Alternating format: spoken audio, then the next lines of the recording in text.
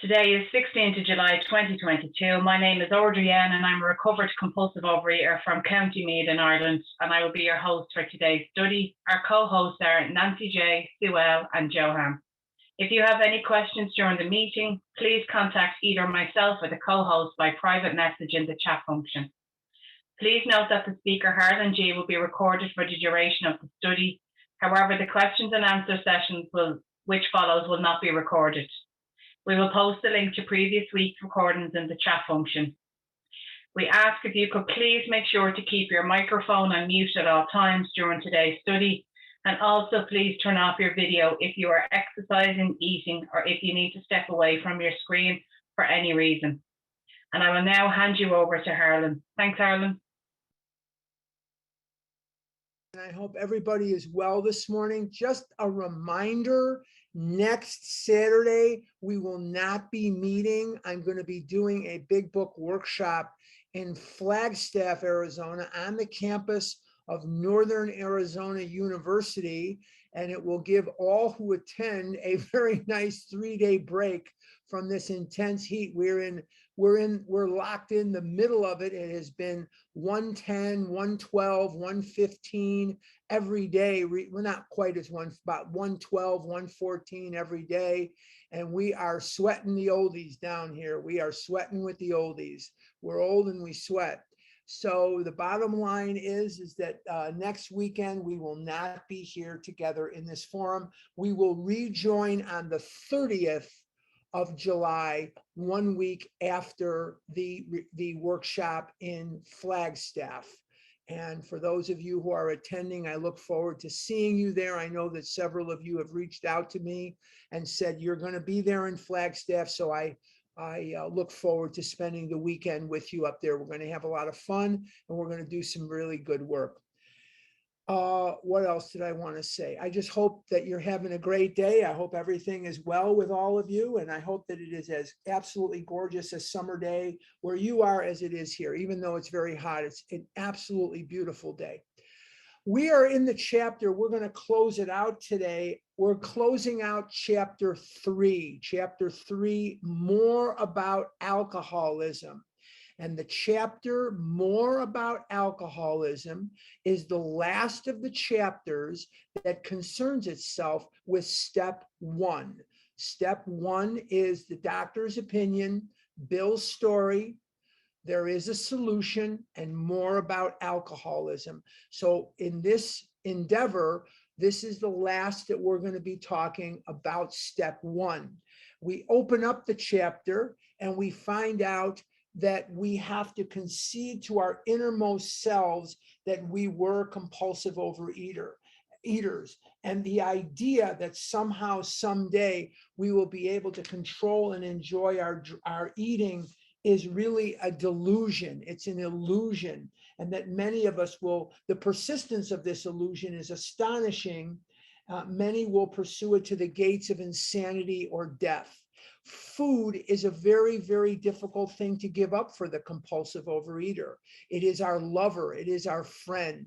And to a great degree, it works when nothing else will work. When I say it works, what do I mean by that specifically? It works what? It works to fix your flat tire. It works to start your car up. No, it doesn't do anything like that. When I say that the food works, what I mean specifically is it takes the world and the thoughts and the fears and the angers and the hurts, and it makes them go away temporarily. For about 9 seconds, the food will make the world a beautiful, beautiful place.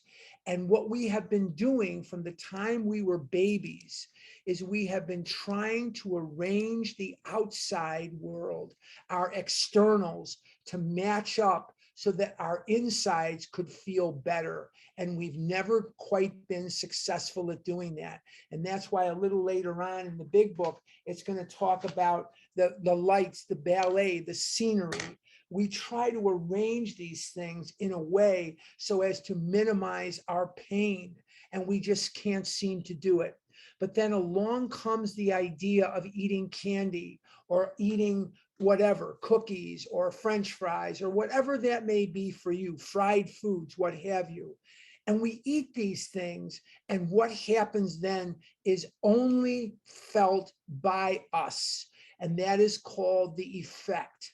And that effect is a sense of ease and comfort that comes instantly when we eat certain foods. And those foods and the eating of those foods will give us such a good feeling, give us such a blissful feeling that we will pursue it to the gates of insanity or death. And this effect is so elusive, Dr. Silkworth tells us, that we cannot tell the true from the false. Does that mean I think today is Tuesday? No. Does that mean I think I live in Argentina? No. What it means is I will look at Doritos, I will look at French fries and think to myself, even though I have never been able to control and enjoy these foods, I control and enjoy. Now I could control them and not enjoy them. I could enjoy them and not control them, but I could never control and enjoy these foods at the same time. And I will convince myself that this time, this instance, this particular time is going to be different because I am in such pain from not eating that the pain of not eating is just too much to bear. And I eat in search of relief from that intense, untenable pain of not eating. And I eat those foods, and what happens is I feel fantastic for about 9 seconds. But then what happens? I have triggered the physical allergy, and I eat way more of these foods than I had intended. And so the more I eat, the more I want. The more I want, the more I eat, the more I eat, the more I want, the more I want, the more I eat. And it is just endless. It is absolutely endless.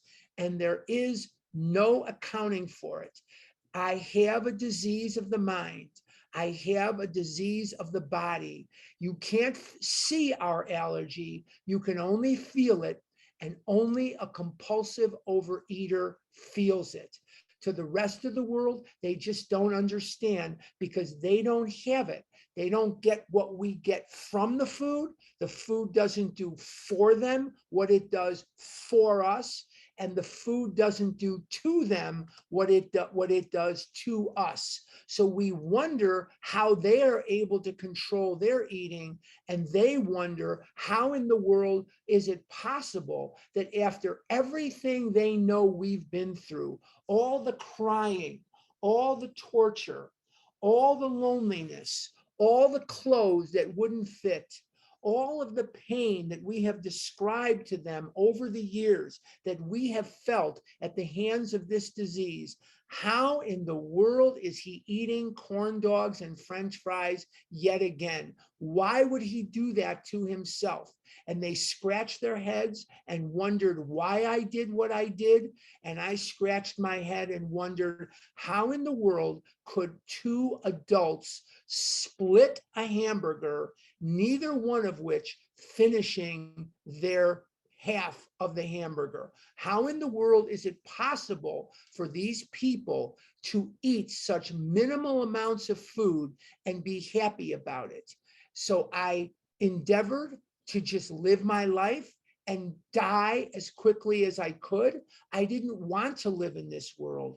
And I found out in my life that the food is just the bare beginning of this disease. It is also for me, I am not speaking for anyone else, for me, it is a disease of self-hatred, self-loathing. It is a disease of feeling apart from rather than a part of. It is a disease of jealousy. It is a disease of catastrophizing. It is a disease that makes me feel like life just isn't worth living. It's a disease that makes me stand at the precipice of things, doubting my own self, knowing full well that no matter what I try to do, the food is going to cut me down. I never was able to dream the dreams that others could dream. I never was able to fulfill dreams like others could, because every single time I dared to dream a dream, I knew very well that eventually the food was going to cut me down and I would fail. So I became a defeatist. These are some, but not all of the things that happened to me on my way to being 335 pounds as a senior in high school, 500 pounds as a sophomore in college, 600 pounds as a college graduate, 700 pounds in the years ensuing. And so these were the things that I was looking for in the food. I was looking for a solution. I wasn't looking for these things. I was looking for a solution to these things. I was looking for something that would give me peace in the face of such turmoil that I could not bear it any longer. I could not bear the fact that I woke up in the morning, I wanted to die. And every single day, I let myself down. Every single day, I would swear to God, I would swear to whoever I could talk to that I wasn't going to eat pizza, or I wasn't going to eat bagels, or I wasn't going to eat whatever it was I swore to God I wasn't going to eat. And then by 9 o'clock in the morning, 10 o'clock in the morning, whatever that was, there I was eating it again. And this idea that I could not trust myself, that I lied to myself, made me hate myself.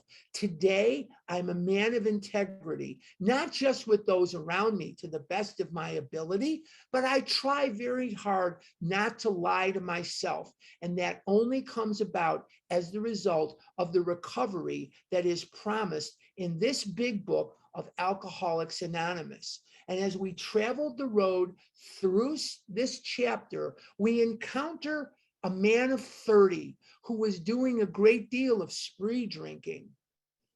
And he decided he was going to drink no more until he became successful in business. And this is based on a story that appeared in the book that inspired this chapter. And that book is called The Common Sense of Drinking. And it was written by Richard Peabody. And Peabody died of his own alcoholism in 1936. He wrote this book, he published this book in 1930, and the book is called The Common Sense of Drinking.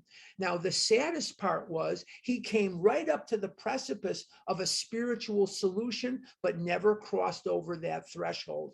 He thought that a change of environment, or a change in friends, or a change in job, or a change in geography, a change in attitudes would cure him. And of course, it never did. He died in 1936. Very, very sad. But so vital is the book, The Common Sense of Drinking, that Bill Wilson's copy of the book, The Common Sense of Drinking, is on display as we're speaking this morning in the AA archives in New York City. So it is a very, very important piece of our history. And some of you have said to me, you shouldn't be mentioning that book because it's not conference approved.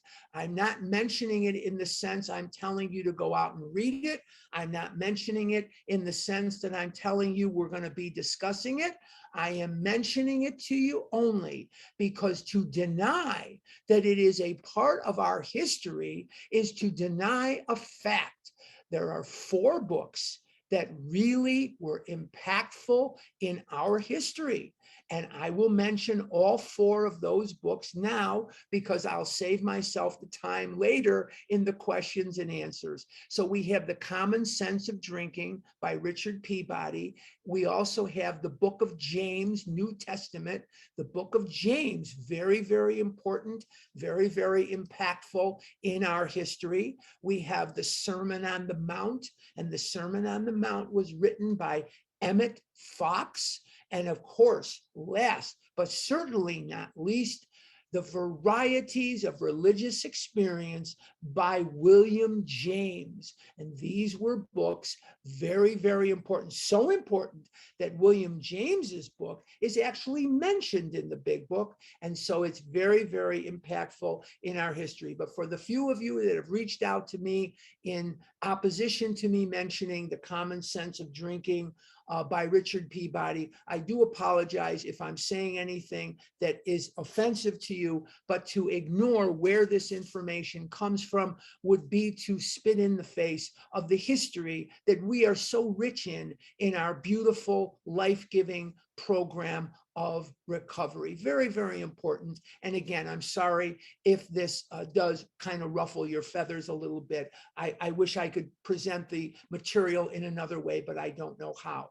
So we have the man of 30, and the man of 30 is very, very important because he stays bone dry for 25 years. And he pulls out his carpet slippers in a bottle.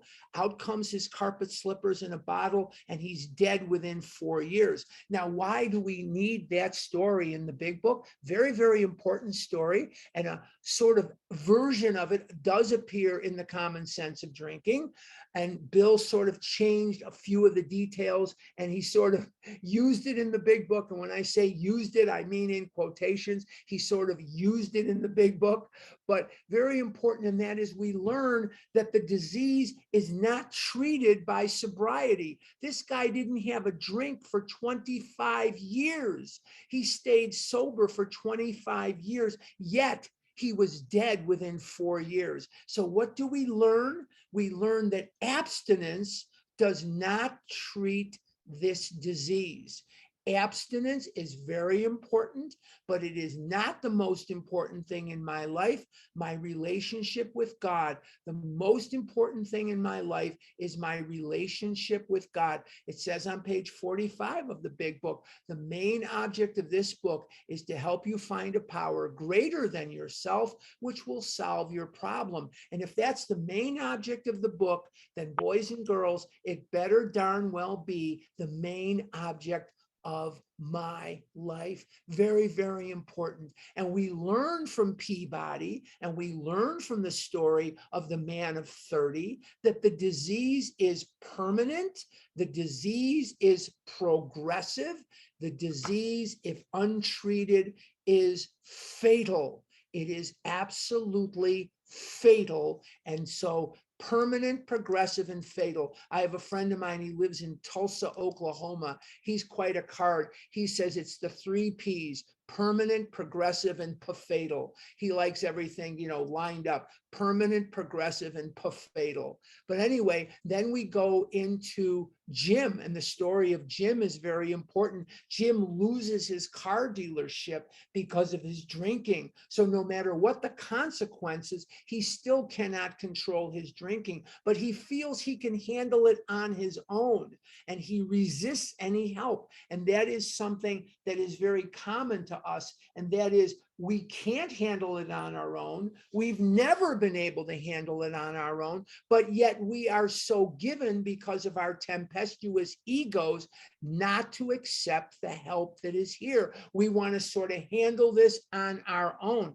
Why do we want to handle it on our own? Because of the ego, obviously. Ego, self-will run riot, and we're afraid that maybe we don't know everything, and we're afraid of letting go of our food. I think what a lot of us come in here to find is what I came in here to find. I wanted to eat 3 buckets of Kentucky Fried Chicken every day and still be thin, and that is not possible. It is not possible for me to eat everything I want to eat and still remain in recovery. That is not going to happen. Is it because it makes me fat? Yes, that's part of it, but it also gives me the effect. And if I'm getting the effect from the food, then I'm not going to seek the effect from the steps. I'm not going to get an effect from the steps. I already feel better. I'm not going to get in touch with my feelings. I'm not going to get in touch with emotions. And I'm not going to be able to do a 4th step. I'm not going to be able to get in touch with reality. I'm going to be living in the world of the inebriated, because Maybe the liquor looks a little different on the user, but the food inebriates me. The food gives me that false sense of reality in exactly the same way that liquor or drugs gives the users a feeling, that false feeling of reality. So it's very, very important. I may not appear drunk when I'm eating Almond Joy bars or eating Raisinets or I'm eating chocolate turtles, but trust me, I am drunk. I am not in my right mind when I am under the effect. It looks like I'm listening to you. It looks like I see you.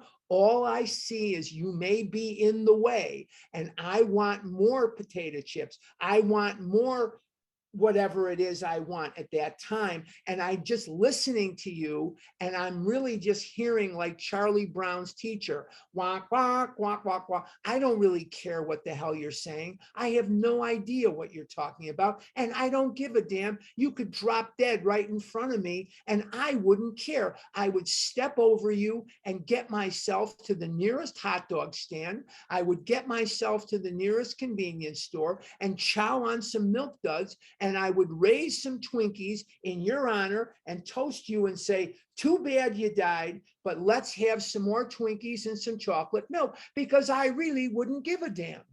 And I don't think I'm alone in that little world. It looks like I'm there, but I'm absolutely not there.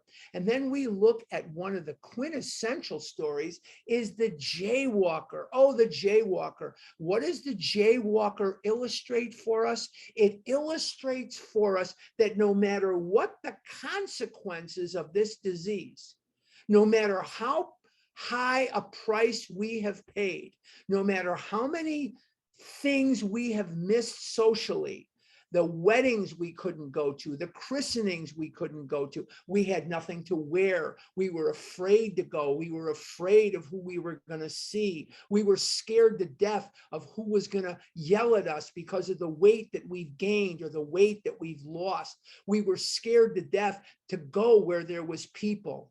This disease is a wonderfully effective abuser. And what is the one thing that all abusers do first to the abused? They separate them from their help. They isolate you so you cannot tap into help. And that's what this disease does. So I'm afraid to go out into the world. And no matter what the consequences, no matter how horrible I feel about myself, no matter how much that every day I wake up and curse God, every day that I woke up and cursed God, God was very sad because he gave me the gift of a life. I am the dream of those who were murdered before me. I have many, many, many relatives who never got to live out their lives. They were exterminated like vermin off the face of the earth because they celebrated Sabbath on Saturday rather than Sunday. I am their dream. My daughter is their dream. And yet I woke up in the morning and begged God for death. I didn't want to live because of this disease. I didn't look good. I didn't feel good. The diarrhea, the farting, the absolute embarrassment of a life that I created. And so in the jaywalker, we see in every sentence of the jaywalker that no matter what the consequences that we paid are, no matter how high those consequences are, the disease keeps getting worse and worse and worse and worse and worse and worse, because that is the nature of progressive. It keeps progressively getting worse. And what I find so beautifully is through the mercy of my higher power, through God's grace and mercy, The recovery is progressive, and I find myself getting healed. I find myself getting healed in areas that I didn't even know were broken. I have the ability to speak my mind, which I could never have done in this disease. I told people what they wanted to hear. I was scared to death to speak truth. I was scared to death because I wanted you so desperately to like me, particularly if you were a female and you were reasonably good looking and age appropriate. I wanted you to like me. So I told you what you wanted to hear. I did what you wanted me to do, but I paid a very high price for that. I say yes when I mean yes and no when I mean no today. That's a miracle. That's a gift of my higher power. I am a friend to myself. I treat myself in a way that is kind and loving, and I don't allow ill treatment of myself, either by myself or others.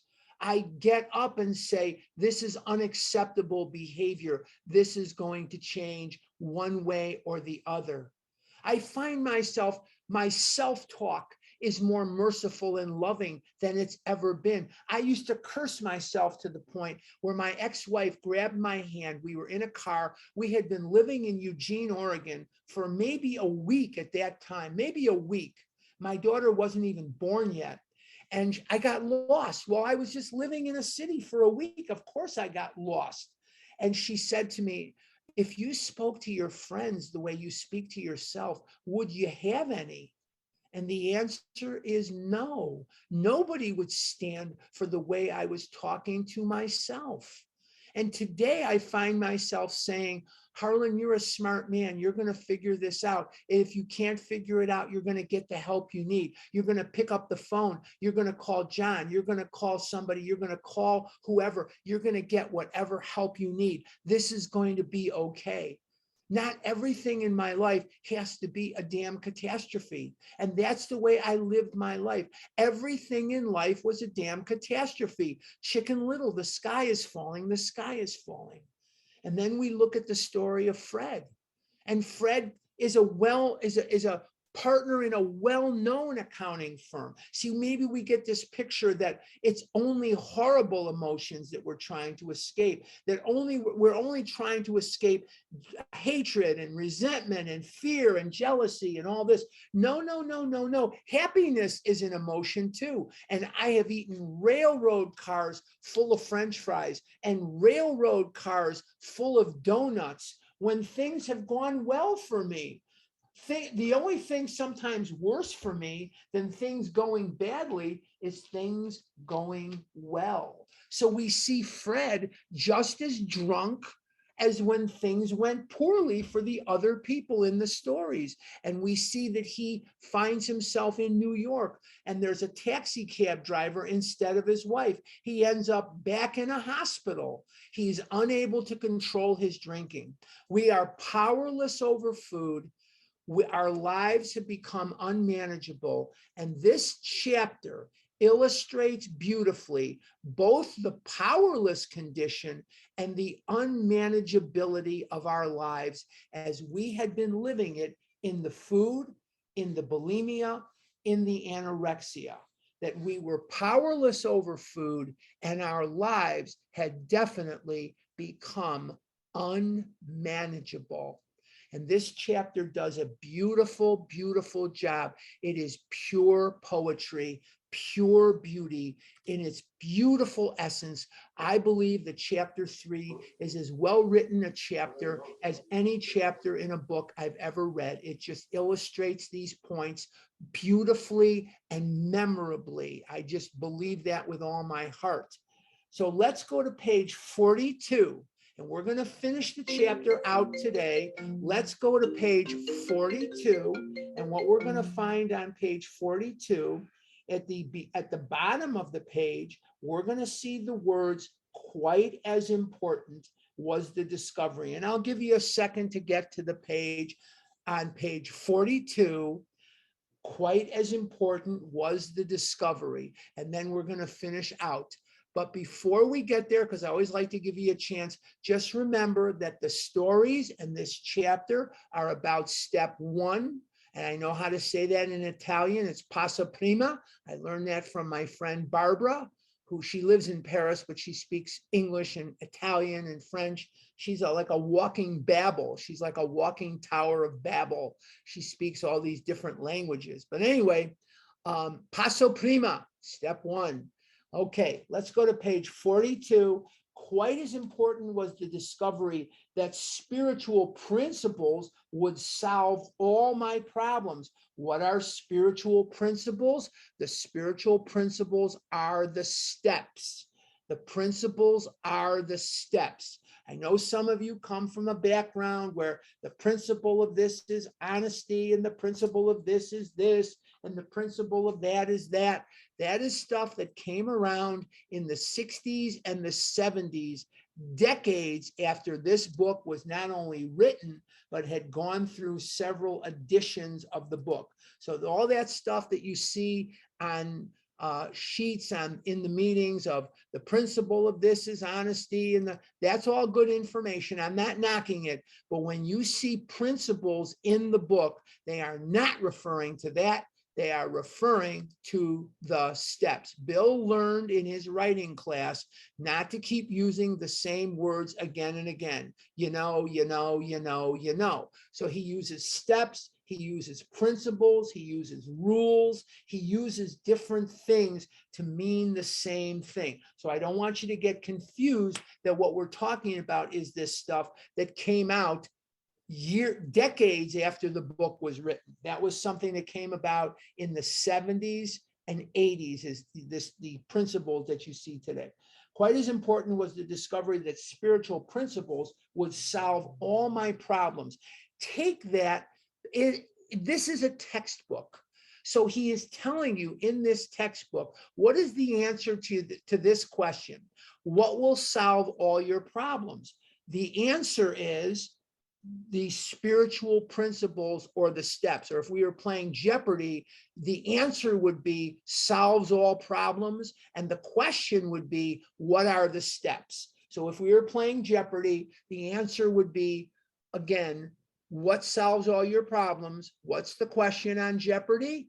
What are the steps? Very, very important. I have since been brought into a way of living. I'm at the top of 43. I have been brought into a way of living infinitely more satisfying, and I hope more useful than the life I lived before. Now, I could speak on that for about 3-4 days, and the life that I live today is so remarkably more productive than the life I lived before that I do not have time or space to tell you. It is a joy of my life today to be of real service to others. It says on page 77 of the big book of Alcoholics Anonymous, on page 77, it says, our real purpose is to fit ourselves to be of maximum service to God and the people about us. I cannot be of maximum service to anyone except the Hostess Baking Company, Mars Chocolate, Hershey's Chocolate, and Nestle's Chocolate, and the Frito-Lay company that makes Doritos while I'm in the food. The only ones that I am helping in the food are those entities and the restaurants closest to my house that I choose to binge at. Those, and maybe the Kroc family if they still own McDonald's. Those are the only entities that benefit from my disease. I do not benefit from my disease, nor do anybody in my environment. As a matter of fact, there's no middle ground when you suffer from this disease. I am either going to add to your life, and one of the ways I add to my life is to be a happy person, to take care of myself so I don't dump a truckload of dreck on your door every day, every time we speak. If I'm dumping a truckload of dreck on your lap every time we speak, that gets tedious. A very, very wise man who's no longer alive, he said this to me when I was a little boy. He said, don't complain. He says, nobody likes a schlub with his hand out. That gets old really fast. Don't cry on people's shoulders. They don't like it. They'll run away from you. Don't do it. Now I don't have much to complain about. Yes, I wish this was different. Yes, I wish that headline was different. Yes, I wish that area of my life was a little different. But on the whole, that's part of the human condition. And there isn't a human being on the face of this earth, rich, poor, black, white, Jew, Gentile, green, yellow, or red, that doesn't have things in their life that they wish were different. That's part of being a human being. And I didn't know that before. I just thought it's poor me, poor me. And in AA, they have an expression, poor me, poor me, pour me, pour me a drink. So I am not of service to anyone when I am in the food, although I don't know it, because I'm blocked off from that information, because all I can hear is the jibber jabber in my head that says, get more milk duds, get more bagels, get more pastrami, get more hamburgers, get more French, whatever that may be. That's all I can hear. That's all I can react to. I don't give a damn who is in front of me, what their situation, I don't care. All I want is more food. I'm like an eating machine, like a shark. Okay, top of 43. And I hope more useful than the life I lived before. My old manner of life was by no means a bad one, but I would not exchange its best moments for the worst I have now. I would not go back to it even if I could. Now, nobody here of the 146 people here, nobody would go back to the pain and hell of the torture of this disease, but we do. And why do we do? And how do we end up there?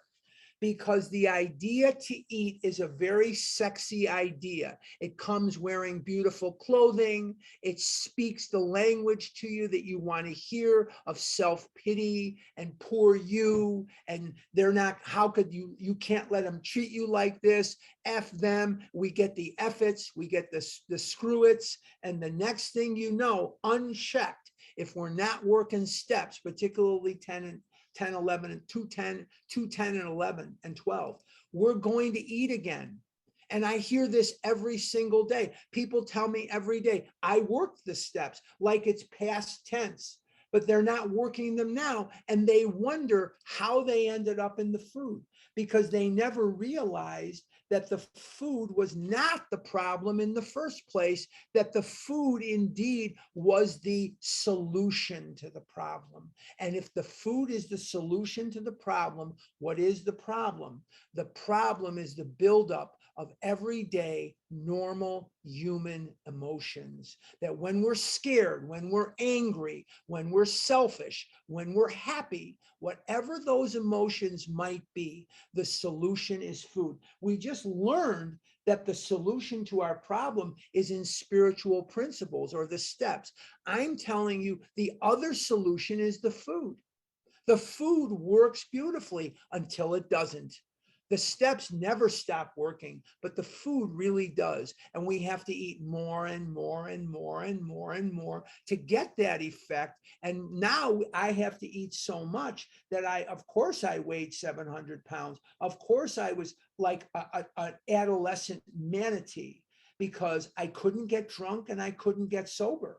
And so the food really has a definite diminishing value as years go by. So I can either eat the food or work the steps. Those are my choices. But nobody would go back to the food voluntarily if you could show them the torture. But in the moment, we can excuse the Dorito. We can excuse the candy. We can excuse another peach. We can excuse another apple. We can excuse a couple of ounces of steak. We can excuse a couple of ounces of whatever, a protein bar, whatever that might be. We excuse it because it's not candy, although the protein bar I would take issue with. It's not candy, it's not, sugar, it's not this, it's not that. No, any extra eating is the disease in its active form. Any extra food is the disease in its active form. And so I cannot think to myself that I'm getting away with something. And how is it that I keep those emotions in check, which get the ball rolling in the first place? By doing the steps.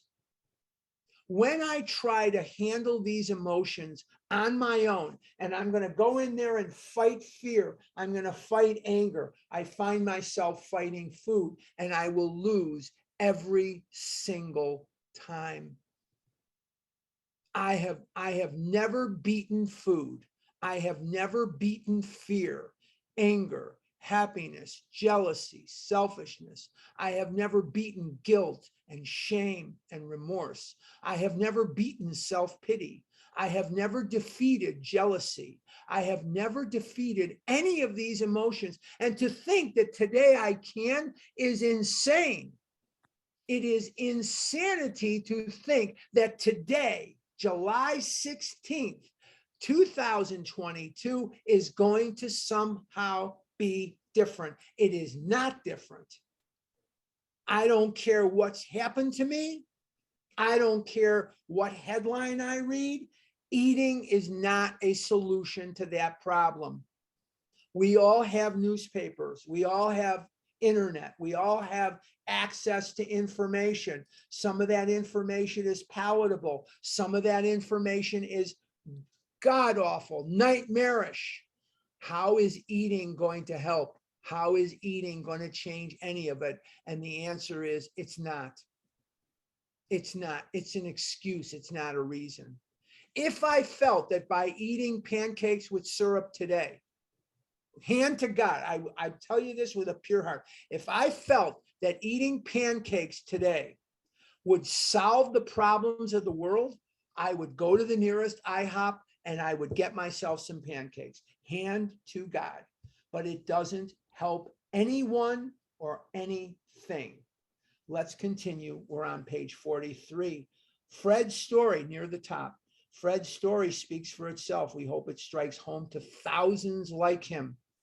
He had felt only the first nip of the ringer. Now I'm going to explain what a ringer is, because I know some of you will be asking me, if you're under the age of about 45, you probably don't know what a ringer even is. Well, when I was a little boy, my mother would go down to the basement of our apartment building with a washboard and an old-fashioned washing machine, not the kind that operates by itself, the kind you use manually.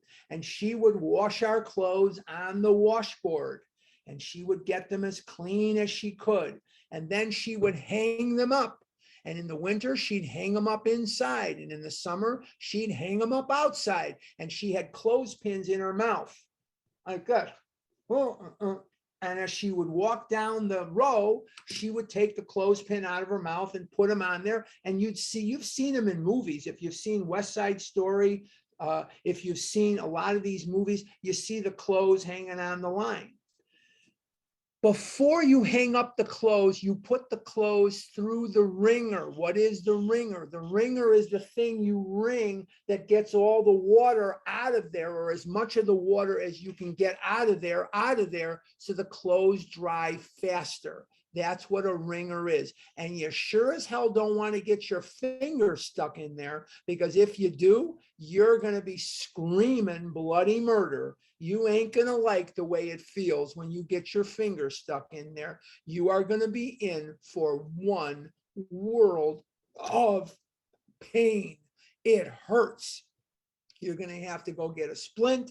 You're going to probably have to go to the emergency room. You're not going to like the way that feels. I promise you. But that's what the wringer is. So the example is beautiful in 1939, but it loses sort of its luster because some of you've never seen a wash machine like that or a wash situation like that because it's not part of your life today. So we give you wash machine history, Abyssal Yiddish, we give you all kinds of stuff. So keep tuning in, keep coming back, because this is a varied curriculum here. You get all kinds of information here that you just don't get in other places. Who would have thought that you'd come away this morning with information on the history of the washing machine? See, you just got to keep tuning in. Okay, most alcoholics have to be pretty badly mangled before they really commence to solve their problems. And I would say that that's very, very true. My friend Larry Kay in Chicago, he says, and I'm quoting him, nobody comes in here on a roll. What does that mean? Nobody comes in here on a roll. Nobody comes in here because things are going well for them. Nobody wakes up in the morning and says, man, my life is paradise. I can't believe how great my life is. I have more money than I will ever spend.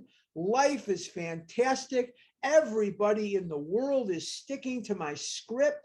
They consult me before they do anything, and they listen to what I say. I think I'll go join Overeaters Anonymous. Nobody does that. Nobody says that. We come in here because things have gone badly. And sometimes people come in here and we judge them.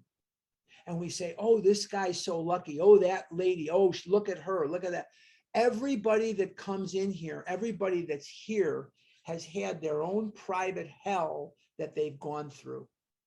Nobody comes in here on a roll. Nobody comes in here because things went well for them. So behind every face that you see, and I know a lot of you have your cameras turned off, and that's fine.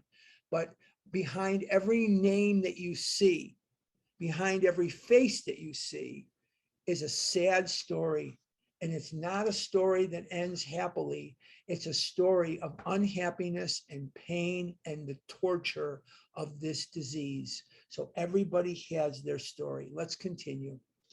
Many doctors and psychiatrists agree with our conclusions. One of these men, staff member of a world-renowned hospital, recently made this statement to some of us. What you say about the general hopelessness of the average alcoholic's plight is, in my opinion, correct. As to two of you men whose stories I have heard, there is no doubt in my mind that you were 100% hopeless apart from divine help. Had you offered yourselves as patients at this hospital, I would not have taken you if I had been able to avoid it. People like you are too heartbreaking. Though not a religious person, I have profound respect for the spiritual approach in such cases as yours. For most cases, there is virtually no other solution. And the doctor that he's talking about is Percy Pollock. And the hospital that they're talking about is Bellevue. Bellevue is a hospital in New York that is very famous. Most of you have heard of it. You don't have to live in New York to have heard of Bellevue.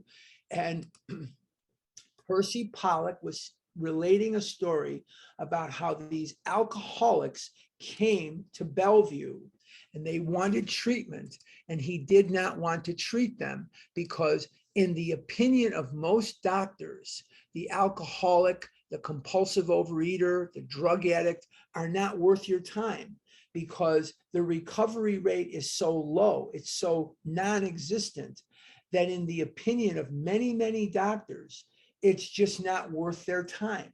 And Percy Pollock, he could not believe the results that they were getting in Alcoholics Anonymous. He couldn't believe what he was seeing. And this was even before the book came out. He couldn't believe that there were actually people not drinking, and yet at the same time, they were happy in their release from alcohol. He just could not believe that that was the case. So he was just in awe of the situation. He was just in awe of the whole experience that he had. And Dr. Silkworth tells us, and Dr. Pollock tells us, that in most cases, if a doctor at that time especially could avoid treating an alcoholic, they would avoid it because they feel like it's useless. I have a cardiologist, and I'm going to see my cardiologist on the 29th of July, just a couple of weeks from yesterday. And he is of that opinion too. He says, except for you and maybe one or two other people, this is him talking to me, people come in here and I tell them, look, if you don't lose weight, you're going to die. And then they come in 6 months and they're 40 pounds heavier. And they come in 6 months from then and they're 100 pounds heavier. And then they don't come back because they're dead. He says, I don't see recovery. I don't see people able to do it. He says, I don't understand it. If I'm telling you, you need to lose weight, you better go lose weight. And I keep trying to explain to him, you don't understand because you don't understand.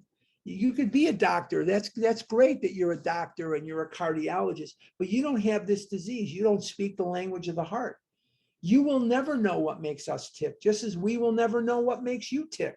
We just don't know what makes you tick. You don't know what makes us tick. And I bring literature every time I go every 6 months to the cardiologist, and I have AFib. And I bring literature and he just laughs. He's, oh, it's a waste of time. He says, if you want to waste your time, go put it out in the waiting room. He says, you're just wasting your time. And I'm going to keep doing it because you never know. You got to take the chance. I'm going there anyway. I'm going to the cardiologist anyway. Might as well bring some literature for the waiting room. It doesn't cost me much. What does it cost me? About $5, $10, whatever the hell it costs me. Here, whatever it is, it's fine. But he just considers it a complete waste of time. He says that the mathematical chances of someone losing the weight you've lost and keeping it off, he says it's 0, but yet here I am. So obviously it can't be 0 because here I am. I'm living testimony that the steps work. The steps absolutely worked with me. And if they worked with me, they'll work with you. So we're going to go to the last paragraph in this chapter once more. See, he's told us this a few times here. He's already told us this. Now he's going to reiterate it because Bill knows that the purest form of teaching is repetition. Repetition. And in education, they call that spiraling the information. 3 and 7 is 10. 7 and 3 is 10. 10 minus 7 is 3. 10 minus 3 is 7, I hope. And it's on and on and on and on and on and on and on with the same things over and over and over and over and over again. And the big book knows that it needs to teach us these things in such a way so that we will teach them to others. And in teaching it to others, we will be able to retain a certain percentage of that information for ourselves. If you don't teach this to others, the mental blank spot, ego, will force this information from your brain. It will not allow you to retain it because the ego wants you to feel good right now. The ego wants you to feel good. And how do you feel good? You eat things that give you that effect. The best way I know how to feel good right now is to get up from this desk, go to the nearest convenience store, the nearest supermarket, get myself candy and chips and other chazarai. Chazarai in Yiddish just means garbage, just crap, and start chowing on it. I'm going to feel fantastic. For about 9 seconds, the world is going to be a very groovy, beautiful place. I'm going to want to buy the world a Coke. I'm going to want to sing Kumbaya at the fire. We're going to hold hands. We're going to buy the world a Coke. We're going to sing Kumbaya. And then we're going to all hug each other. And we're going to do that. We're just going to do that because it's very important for us to do, right? Well, not really. The bottom line is I feel much better by working the steps than I do any other endeavor I could think of. Once more, the alcoholic at certain times has no effective mental defense against the first drink. We cannot fight food. We are not equipped to fight the food. We are not equipped to hang in there with jealousy, rage, anger, fear. We're not equipped to hang in there with compare and despair. We're not equipped for that. We can't do that because we have egos that say, I can handle this myself. I can do this myself. I can do this. If there's one book I wish was never written for us to see. It's the little engine that could. Because the little engine that could says, I think I can, I think I can. And by the end of the book, the little engine that could gets in there and accomplishes his goal. We are not the little engine that could. We are the food addict. We are the compulsive overeater who can't. Remember what it says in chapter 5. Remember that we deal with alcohol, cunning, baffling, powerful. Without help, it is too much for us. May you find that, may you find God now. The only force in the universe that is greater than my disease is the force of my higher power. I'm going to say that again because it's very important. So please don't remember that I've said this. Don't write it down. Don't teach it to other people. Keep it to yourself as long as you can. The only force greater in life than the force of the food is the force of my higher power. Once more, the alcoholic at certain times has no effective mental defense against the first drink, except in a few rare cases, neither he nor any other human being can provide such a defense. I'm going to mention some names. Karen Carpenter, John Candy, Chris Farley, President William Howard Taft, Fatty Arbuckle, Mama Cass Elliott. What do all these people have in common? This disease took them out. It took them out like they were flies. It didn't even have to bat an eye. It took them out. Did they have money?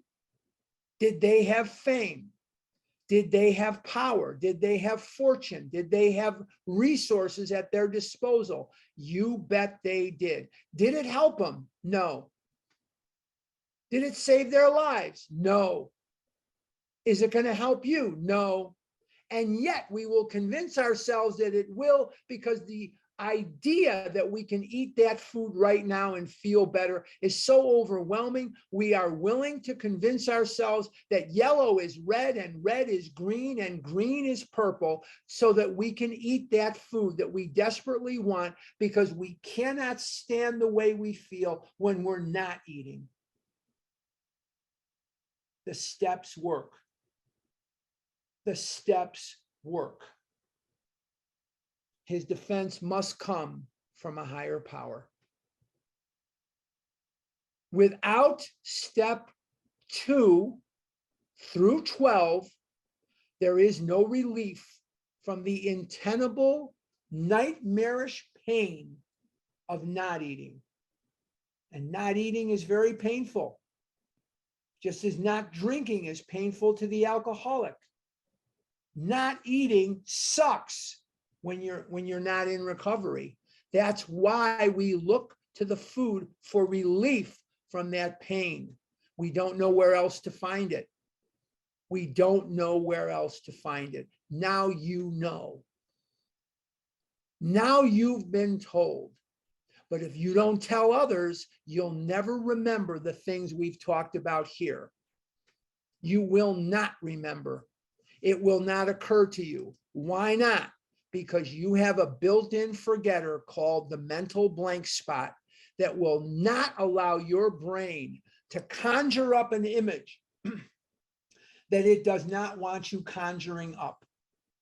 Your brain will not allow that information to the surface. And so what happens again and again and again and again is your built-in forgetter in cahoots with your mental twist has conspired to kill you. I just want to remind you before we wrap up today that next week we will not be here. We will start the chapter We Agnostics on the 30th of July, which is 2 weeks from today. And we're going to start this chapter. Now, you constantly hear me saying this chapter or that chapter is my favorite chapter to speak on. I'm going to tell you up front, my least favorite chapter to speak on is We Agnostics. And the reason that it's the least favorite of mine to speak on is because some of you will understand this, but it is very difficult to speak of God, because for every person here, there is, when I say the word God, there's 135 here. There is a different image of God in the head and heart of every one of you. And sometimes this becomes a very sensitive topic. I promise you, I will do the best that I can to tightrope through the chapter and not offend anyone. If I do, I'm sorry. I'm going to do the best that I can not to.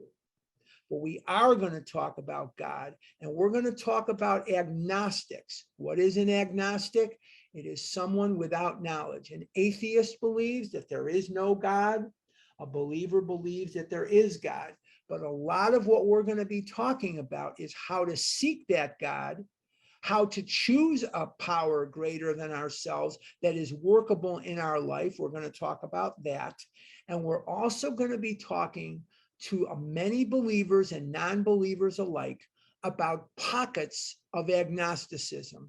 Now, when I say a pocket of agnosticism, what do I mean? You have a sense that God created the world, or you have a sense that God is good, but you don't know that he'll help you with your finances. You don't know that he'll help you with your food. You don't know that he'll help you with your romance, with your children, with your husband, with your wife, with whatever. You don't know that for sure. And these doubts are pockets of agnosticism, and this is where the disease lives. Notice that the chapter isn't you agnostics. Notice that the chapter isn't those agnostics. Notice that the chapter isn't to the agnostic. The chapter is we agnostics, because no matter how strongly most believe, many also believe that there are limits to God's power. And this is what we're going to be talking about when we speak of pockets of agnosticism. So I hope in 2 weeks you'll come back. I hope that in 2 weeks you will find that you will hear things that will help you. I hope you did today. I hope that you will remember to start putting your shekels away, your zlotas away, your rubles away, because the OA birthday is coming up in January. The 13th, 14th, and 15th of January is the OA birthday in Los Angeles, California. And I hope to see everyone there. It is going to be a wonderful, wonderful convention. There's going to be a lot of recovery there. There's going to be a lot of good times there. I hope that you will be with us. Stephanie still does not have a chair, so we need to get that taken care of also. But we have to put our money away for the birthday. And I hope that also, before I turn it back over to Audrey or Sue or whomever, that you will remember that we're going to do questions and answers. If you raised a question last week,